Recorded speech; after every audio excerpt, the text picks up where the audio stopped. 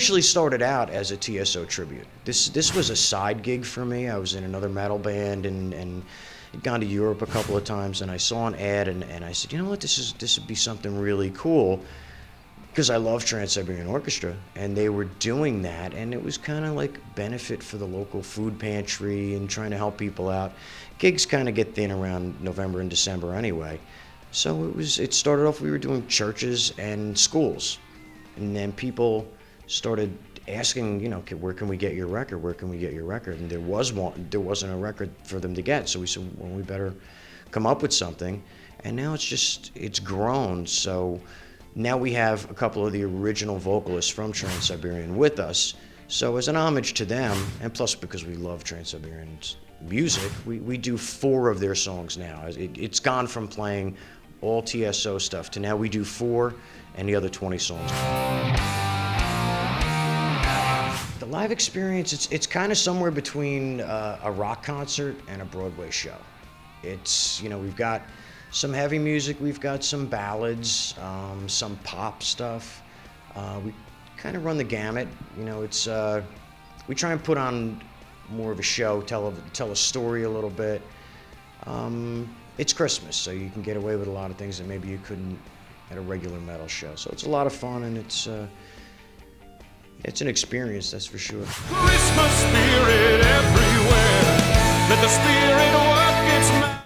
And we have a narrator who goes through a libretto and kind of tells you a story of, you know, what's going on throughout the show, and the songs kind of coincide with it. So there's a visual, and you kind of get brought into the show while you're watching it and listening.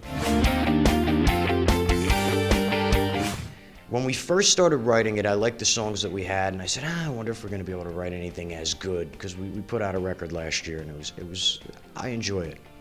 So you never know if you're going to be able to do the same thing or repeat the same thing. But as we were writing it, I really liked how the songs were coming out, and now that we've gone from inventing a song from nothing, you know, you put your antenna up and something comes out, and then you hear the finished product. It's kind of like having you know, raising a kid. Maybe that sounds a little funny, but it kind of is, because you can see it grow from nothing into something. And now when I hear the final mixes and masters, I'm really stoked. There's quite a few of us, so you can't just get 12 people in and start writing, because it's, you know, it's difficult. So it's typically it's myself, the keyboard player Scott, Sharon, one of the lead vocalists, and Steve, the bass player. We'll get together, somebody will have an idea. A lot of times it's Scott, he's a keyboard player, so he'll have like a great intro for something, and he'll play it at rehearsal, and I'll go, oh my God, we gotta work on that. So then we'll get together, we'll hash it out, and sometimes it falls together right away. We wrote one, as we were in the studio, we've been in the studio for months, and that old story that you wrote one in an hour, and it just came together in an hour. There's other stuff that, you know, we had to work out and hash it out for 6 to 7 weeks, because if you get a prog song and something that's, you know, a 6-minute prog song, a lot of changes, and you have time signature changes, you want to work those out. But you throw together a pop song and it seems to hit you the right way, then, you know, it falls together pretty well. Hi, this is Fred Gorhau from the Wizards of Winter, and you should subscribe to Louder Noise, the loudest noise on earth.